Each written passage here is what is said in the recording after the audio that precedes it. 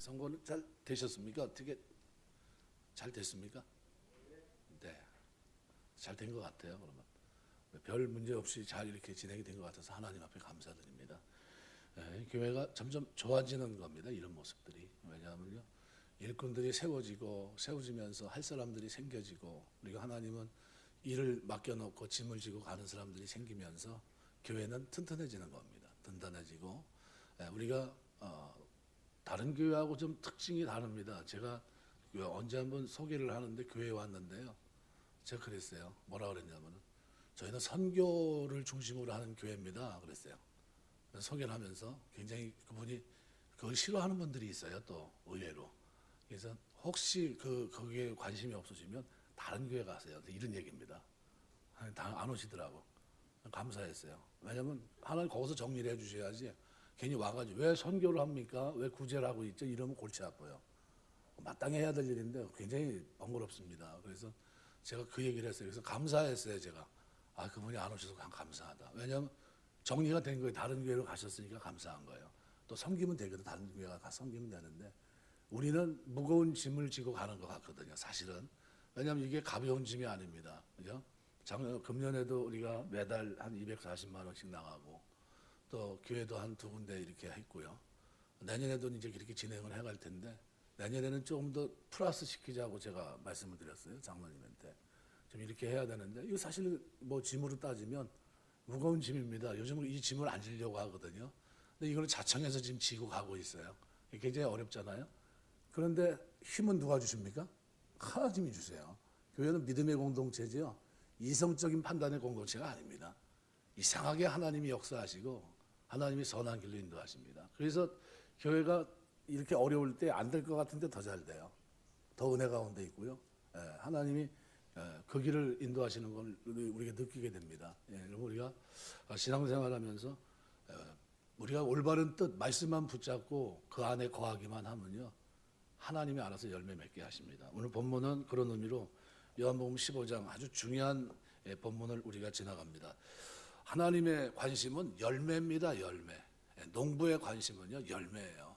농사 짓는데요, 열매를 많이 맺게 하기 위해서 거름도 주고요, 많이 맺게 하기 위해서 전지도 하고요, 많이 맺게 하기 위해서 어떻게 해요?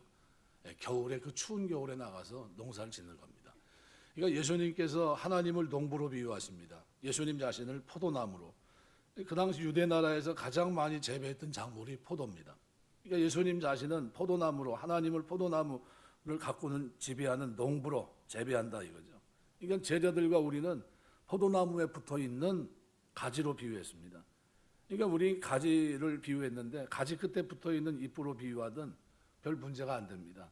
왜? 하나님을 농부로 비유하고 예수님을 포도나무로 비유하셨던 중요한 건 뭡니까? 열매 맺게 하기 위해서 그 일을 지금 하고 있다는 겁니다.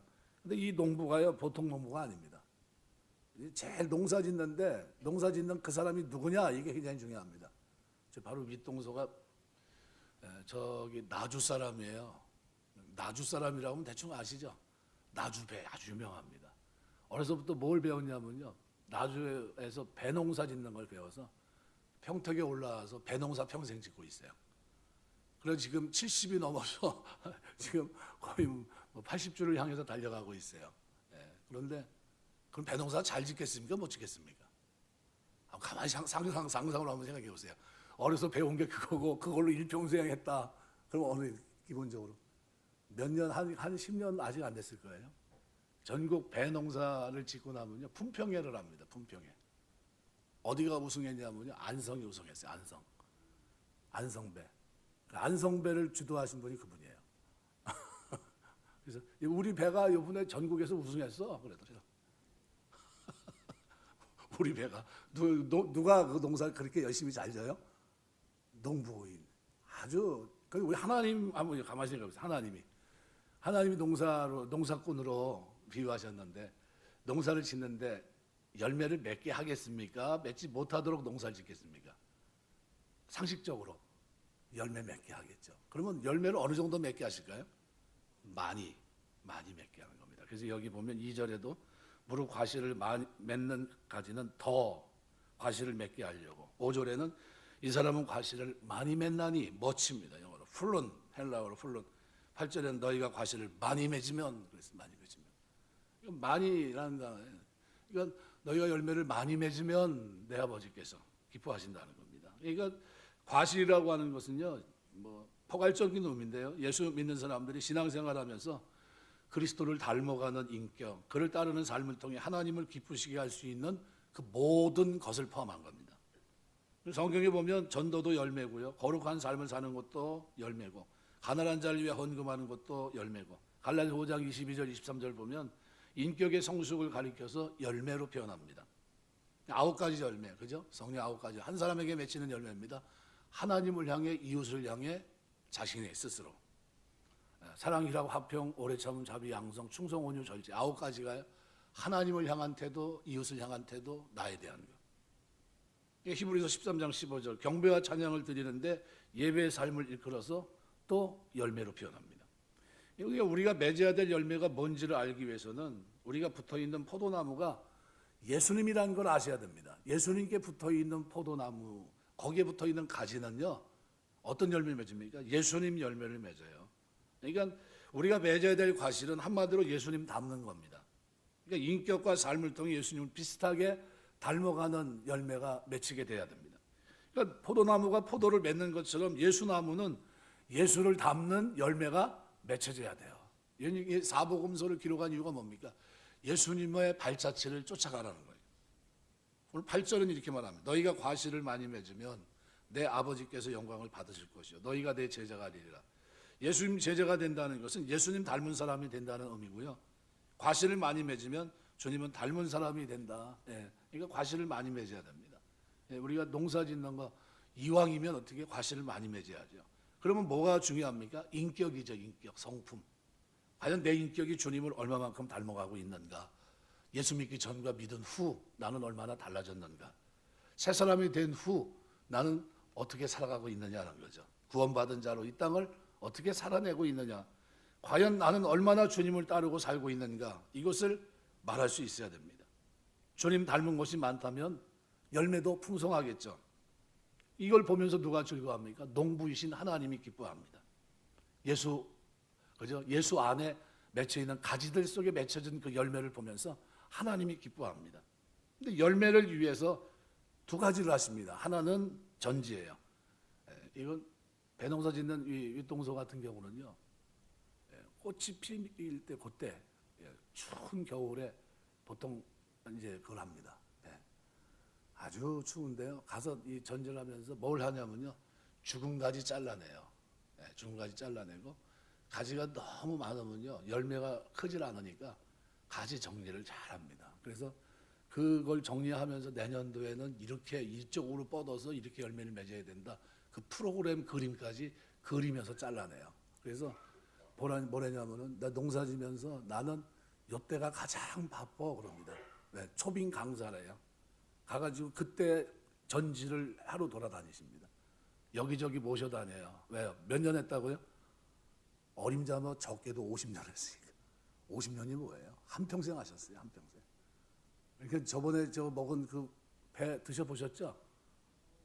맛있죠? 그분이 하신 거예요. 그 미국으로 다 전량 수출입니다. 농약 하나도 안 쳤다고 보시면 돼요. 농약 하나도 그냥 먹어도 되는 배예요. 그게 조금 작다고 남겨놓은 거 먹으라고 해서 우리 가져온 겁니다. 되게 좋은 거 드신 거예요. 전국에 어디 가도 먹을 수 없는 배. 그거 드신 거예요. 그거 한 몇 주 이렇게 드셨죠? 얼마나 맛있는지 그걸 그냥 너무 많이 먹어가지고요. 저는 가서 그 당화혈색소를 쟀더니 올라갔더라고요. 그게 올라가지 말아야 되는데 그걸 한 달 가까이를 그냥 거의 뭐 배를 그냥 목이 좀 칼칼한데 잘 됐다 싶어가지고 그냥 실컷 먹었더니 문제가 좀 되더라고요.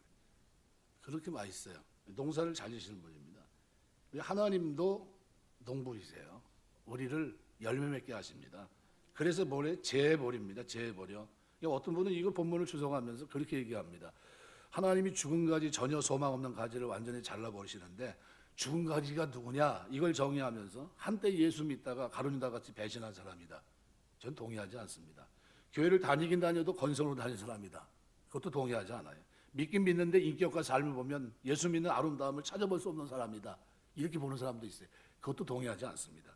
예수를 믿어도 돈에 대한 애착이 변함없어 하나님 나라를 위해 쓰지 않고 움켜쥐고 있는 사람이다. 이렇게 보기도 해요. 그런데 저는 동의하지 않아요. 그러니까 하나님은 이런 사람을 일찌감치 천국에 데려가심으로 전제하신다. 이렇게 설교를 해요. 저 뭐라고 그랬을 것 같아요? 저 혼자 있을 때 거식이라고 그럽니다. 좋게 표현을 안 해요, 제가. 아니, 왜 그걸 거기다 그렇게 붙여? 그죠? 몸은 죽여도 영혼은 구원하기 위해 그렇게 하신다. 뭐 이렇게 얘기를 하는데 저는 이 해석에 전적으로 동의하지 않습니다. 왜냐하면 하나님께서 포도나무를 통해 강조하려고 하는 것은 죽은 가지가 누구냐 이거를 구분해내는 게 아니에요. 여기서 초점은 어디 맞춰 있습니까? 열매를 어떻게 하면 많이 맺느냐 거기에 초점이 있습니다. 열매 맺는 가지, 열매 맺지 못할 가지가 누구냐는 거. 그러니까 하나님의 관심은 열매를 많이 맺는 쪽에 지금 있어요. 관심이. 그러니까 우리가 열매를 많이 맺도록 하기 위해서 하나님이 하시는 일이 두 가지인데 하나는 뭐예요? 나뭇가지를 또 하나 깨끗하게 하는 겁니다. 어떤 나뭇가지를 깨끗하게 하시냐면요, 과실을 맺는 가지를 더 깨끗하게 하십니다. 맺는 가지. 그러니까 무슨 말이냐면요, 주마가편이에요. 달리는 말의 채찍을 가하는 겁니다. 그러니까 이 과실을 맺는 가지가 제자리라고 하십니다. 오늘 본문 2절 3절에 보면 뭐라고 표현합니까? 무릇 내게 있어 열매를 맺지 아니하는 가지는 아버지께 그것을 제거해 버리시고 열매를 맺는 가지는 더 열매를 맺게 하여 그것을 깨끗하게 하시느니라. 너희는 내가 일러준 말로 이미 깨끗해졌으니. 뭡니까? 말씀이죠. 그러니까 하나님은 제자들을 과실을 맺는 가지로 보시고 말씀으로 깨끗하게 하십니다. 그럼 우리가 지금 여기 와 있는데 뭐 하는 겁니까? 하나님이 말씀으로 깨끗하게 해서 어떻게 해요? 열매 맺는 사람이 되게 하시는 거예요. 계속해서 더 많은 열매를 맺는 사람이 되게 하기 위해서 하나님이 그렇게 하는 거예요. 어떤 때는 맛이 안 나는 때가 있습니다. 제가 무를 먹는데요, 세상에 겨울무가 얼마나 맛있습니까? 시원하고, 야 이거 진짜 무 맛있다 그러면서 먹어야 되는데, 이거 무가 아무 맛도 없는 무를 이렇게 딱 씹는데요, 이건 무슨 무야? 어디서 가져온 거야? 어디서 이런 걸 가져왔지? 그런데 어른 무를 이제 한번 씹었는데요, 그건 무가 아니더라고. 얼른 땅에 묻어야지.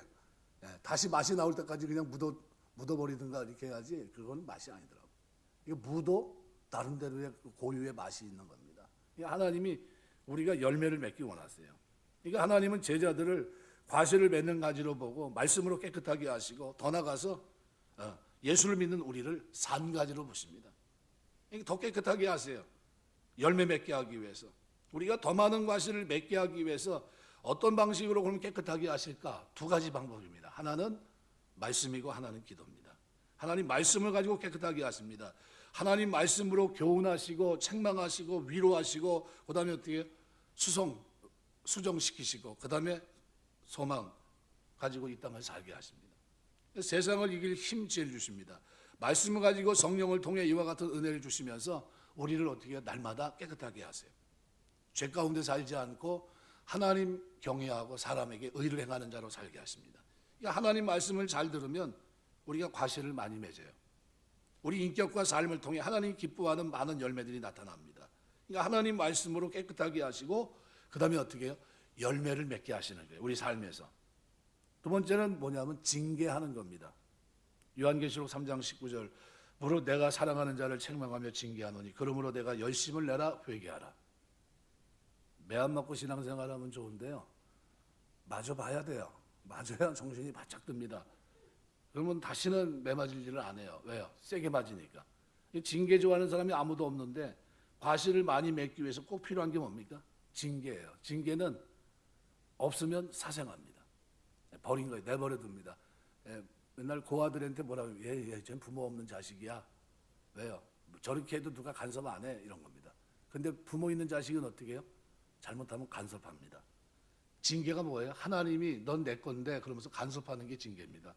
그러니까 말씀과 징계로 역사하시면서 많은 열매를 원하시는 하나님께서 우리에게 과실을 맺으라고 명령하시지 않는다는 사실입니다. 자연스럽게 맺는 열매예요. 그래서 오늘 본문의 4절에 보면 내 안에 거하라 나도 너희 안에 거하리라. 가지가 포도나무에 붙어 있지 아니하며 스스로 열매를 맺을 수 없는 같이 너희도 내 안에 있지 아니하면 그러하리라. 가지가 자기 스스로 과실을 맺는 게 아니라 가지가 할 수 있는 유일한 거는요, 나무에 붙어 있기만 하면 됩니다. 나무에 붙어 있기만 하면 일은 누가 다 합니까? 농부가 다 하세요.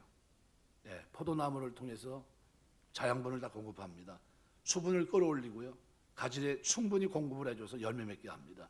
가지는 받아먹기만 하면 돼요. 가만히 있으면 됩니다. 그러면 잎이 나고 꽃이 피고 열매가 맺혀요. 이 우리가 할 일은 뭡니까? 포도나무 대신 예수님께 딱 붙어 있는 겁니다.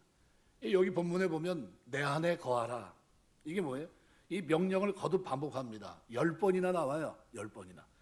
나오는데 그 대표적인 구절이 4절입니다. 4절에 내 안에 거하라. 나도 너희 안에 거할 것이다. 가지가 포도나무에 붙어 있으면 절로 과실을 맺는 것 같이 너희도 내 안에 있으면 절로 과실을 맺게 될 거다. 그러므로 우리는 반드시 예수님 안에 거해야 돼요.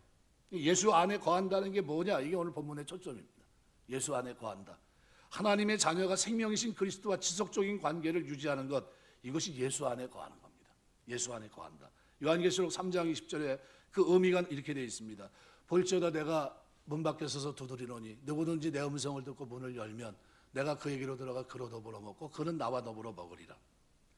이 말씀을 따라 이런 정의를 우리가 내릴 수 있습니다. 예수 안에 거하지 않는 삶이란 예수님을 마음 바깥에 둔 겁니다. 예수님이 나의 주인이 아니에요.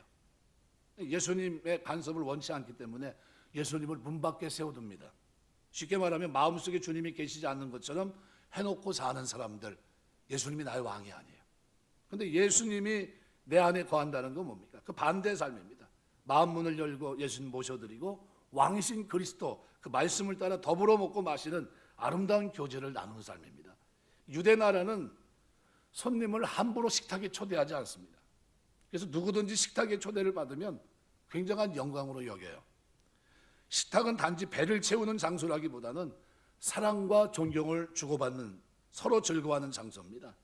마찬가지로 예수 안에 거한다고 하는 것은요, 이 삶은 예수님이 우리 안에 들어오셔서 함께 먹고 마시는 삶이고 마음을 터놓고 예수님과 사랑과 존경을 드리면서 즐거워하는 삶을 표현하고 있는 겁니다.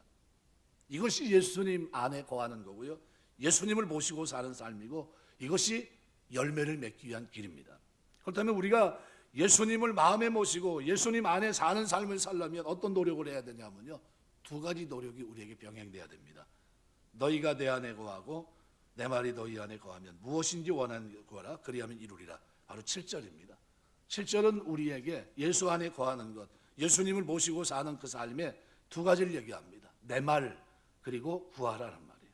이 두 가지는 우리 신앙생활의 두 가지를 말합니다. 말씀과 기도입니다. 오늘 본문 7절의 의미를 알기 위해서는 오늘 5절 말씀과 비교해 보면 됩니다. 5절에 보면 이렇게 표현합니다. 나는 포도나무여 너희는 가지라. 그가 내 안에 내가 그 안에 거하면 사람이 열매를 많이 맺나니 나를 떠나서는 너희가 아무것도 할 수 없습니다. 7절에 보면 내 말이 너희 안에 거하면, 그러니까 예수님을 내 마음에 모시고 내가 예수 안에 있는 것을 구체적으로 실현하기 위해서는 손에 잡히고 눈으로 보고 확인할 수 있는 뭔가가 있어야 되는데 그게 뭐냐? 하나님 말씀입니다. 그러니까 말씀은 눈으로 보이는 현실적인 증거입니다. 예수님의 말씀을 마음속에 묵상하면 그것이 곧 예수님을 모시는 것이 된다는 말입니다. 그러니까 하나님 말씀을 마음에 담으라고 그런 겁니다. 말씀을 마음에 담고 묵상하면 시냇가에 심은 나무처럼 시절을 쫓아 과실을 맺는 풍성한 사람이 될 수 있다는 거예요. 시편 1편에 복 있는 사람, 행복한 사람을 그렇게 표현합니다. 주야로 묵상하는 자로다. 저는 시냇가에 심은 나무가 시절을 쫓아 과실을 맺으며 잎사귀가 마르지 않은 것 같으니 그 행사가 다 형통하리로다. 말씀이에요. 그런 의미로 말씀을 마음에 담고 묵상하는 삶은 다른 말로 표현하면 예수님 안에 있는 삶이고 가지가 나무에 붙어 있는 삶입니다. 그러면 여러분 날마다 일상에서 하나님 말씀을 가까이 하는 삶, 아니 쓸데없이 맨날 성경만 읽어, 그겁니까? 그게 아니에요. 그 시간이 뭡니까? 예수 안에 거한 나를 확인하는 순간이에요. 날마다 성경을 가까이 대하시길 주의 이름으로 축원합니다. 아직도 수면자로 작용을 하시는지 모르겠습니다. 신앙생활하면서 성경책이 구약 신약 그러면서 구약이 더 잘 들어 얘기하시는 분들은 그 얘기하셔야 되고, 하긴 저도 처음에 이제 성경을 막 볼 때요, 구약만 다시 읽어야지 한 50번을 읽었을 거예요. 구약만 창세기서부터 출애굽기, 레위기, 민수기, 신명기 여기까지만 한 50번을 읽었을 거예요. 별도로 봐야 돼. 별도로 그렇게 그냥 쭉 이어간 거 말고 읽다가 만 것까지 따지면 어마어마하게 읽었을 겁니다. 제가 아니 성경 읽어야지. 그러면 거기서부터 거기까지 가는 거예요. 그러고서 또 다시 시작하면 또 거기서부터 거기까지 가고. 아이 참. 하루에 2시간씩 보면요, 웬만큼 봅니다. 하루에 2시간씩. 하루에 1시간씩만 봐도 괜찮고요. 30분씩만 봐도 괜찮습니다. 그렇게 시간을 정해놓고 한번 보시다 보면요, 금방 봅니다. 금방 봐요. 이게 뭐 하는 겁니까? 이게 남들이 예수 안 믿는 사람들이 볼 때는 저 뭐 하는 거예요? 맨날 저 뭐 그 뭐가 나와 그러지만 그 안에 누구와 교제하는 겁니까? 그리스도와 교제하는 거예요. 그러니까 예수님 말씀을 마음속에 묵상하면 그것이 예수님 모시는 것이 되고요. 하나님 말씀 마음에 담는 겁니다. 그러면 복이 돼요. 그런 의미로 말씀을 마음에 담고 묵상하는 삶은 예수 안에 있는 삶이고 가지가 나무에 붙어 있는 삶입니다. 그래서 독일의 신학자 가운데 순교자인 번헤퍼는 이렇게 얘기했어요. 성경에 기록된 말씀들은 언제나 당신의 가슴에 울려하고 당신의 생활 속에 날마다 살아 움직여야 됩니다. 당신이 무척이나 사랑하는 자가 있으면 그의 말을 잊을 수 있겠습니까? 사랑하는 자의 말을 따지고 분석해서 받아들이는 것이 아닙니다. 마찬가지로 당신도 주님을 사랑한다면 그 말씀을 마음에 담고 살아야 됩니다. 이해가 되지 않아도 그렇게 살아야 되는 말씀이라는 겁니다. 그러니까 예수 안에 거하는 삶을 살기 위해서 말씀을 묵상하는 것 중요합니다. 그런데 한 가지를 더 추가합니다. 동시에 또 하나 할 것이 있는데 그것이 뭡니까? 기도입니다. 그래서 7절에 보면 무엇인지 원한 대로 구하라. 무엇인지 원한 대로 구하라는 기도가 왜 말씀을 묵상하는 것에 뒤이어 나올까요? 기도는 자연스러운 것입니다. 하나님 말씀을 펴놓고 그 말씀을 마음에 담고 묵상하면서 예수님과 깊은 사랑의 교제를 하기 시작하면 말문이 엮이고 말문이 터지고 그 다음에 어떻게 기도가 자연스럽게 터지는 겁니다.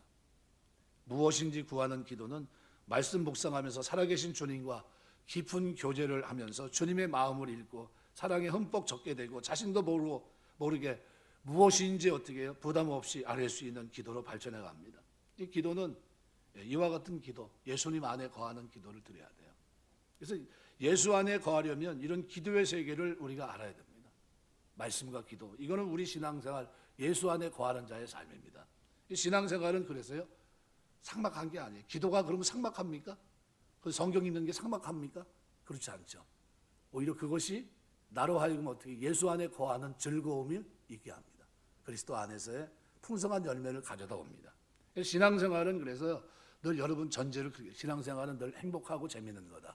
한번 따라서 하시고, 신앙생활은 행복하고 재미있는 거다. 이렇게 생각하시고 이렇게 살길 주의 이름으로 축원합니다. 신앙생활은 불행하고 너무나 힘든 일이다. 이렇게 생각하시면 안 돼요. 아유, 오늘 또 교회 주일이야. 벌써 왔어. 또 가야 돼. 이렇게 얘기하면 안 돼요. 벌써라는 얘기 아니고 이제 주일이 온 거야. 아유, 이러면서 다윗이, 저는 저 성경을 보면서 시편 보면서 많은 은혜를 받는데요.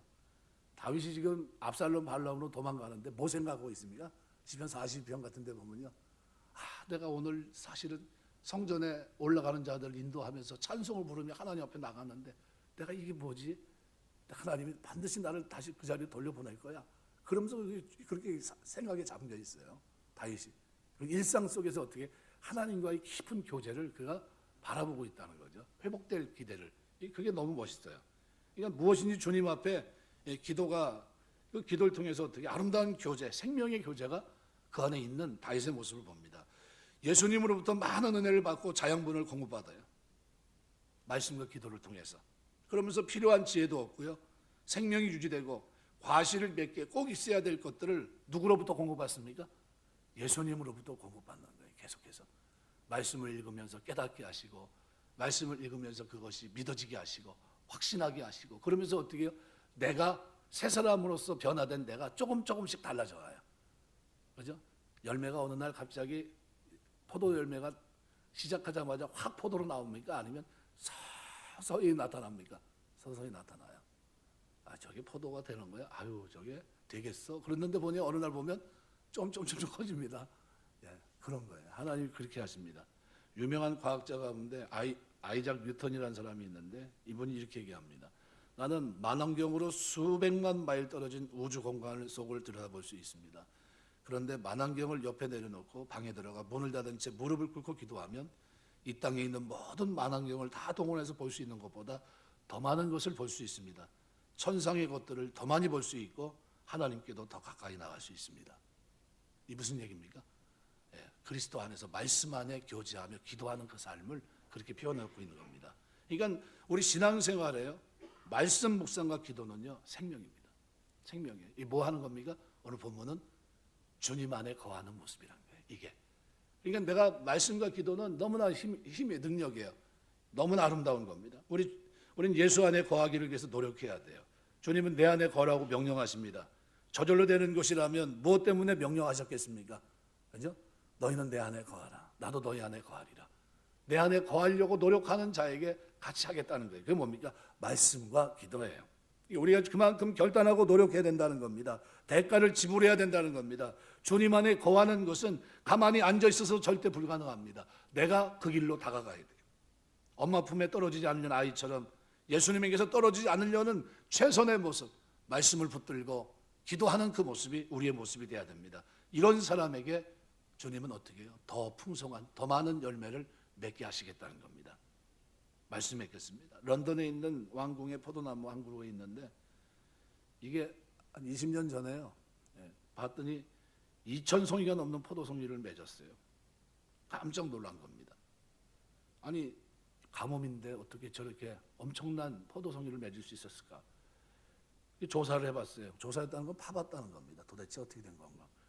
봤더니 이 뿌리가요, 수백 미터 떨어진 템즈강이 흐르는 거기까지 뿌리가 뻗어나가 있더라, 뻗쳐 있더라는 겁니다.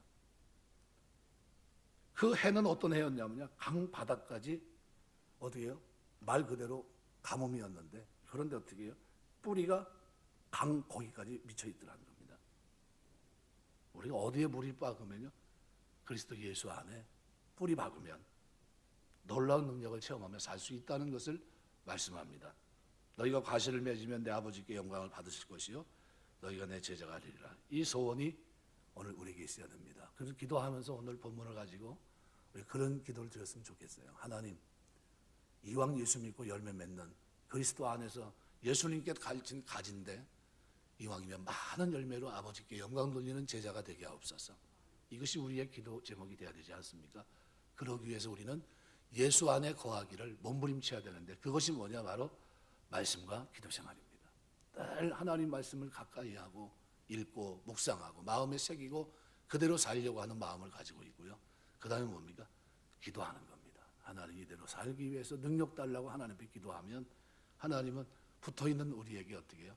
나도 모르는 사이에 세월이 흐르면서 상상하지 못한 열매, 내가 도저히 지난날 옛사람으로서 맺을 수 없었던 그런 열매들을 성령 안에서 맺기 시작합니다. 하나님을 향해서, 이웃을 향해서 나 자신을 볼 때도 부끄러움 없는 그런 아름다운 열매를 맺는 하나님의 사람들이 되는 줄 믿습니다. 그래서 우리는 예수 안에 거하는 것을 부단히 노력해야 됩니다.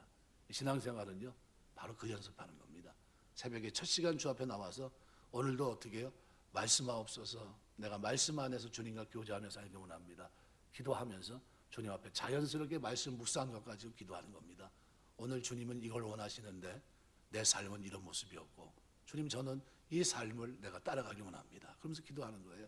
이 모습이 저에게도 이루어지길 원합니다. 그러면서 나가다 보면요, 나도 모르는 사이에 주 안에서 절로 과실을 맺는, 많은 열매를 맺는 그런 모습이 됩니다. 이 모습이 우리 주님이 기대했던 모습, 하나님이 영광을 받는 모습입니다. 저와 여러분의 삶에 하나님 보시면서 자르고 깨끗하게 하신 그 은혜, 그죠?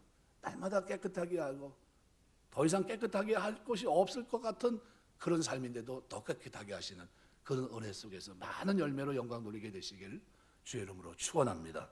기도하겠습니다.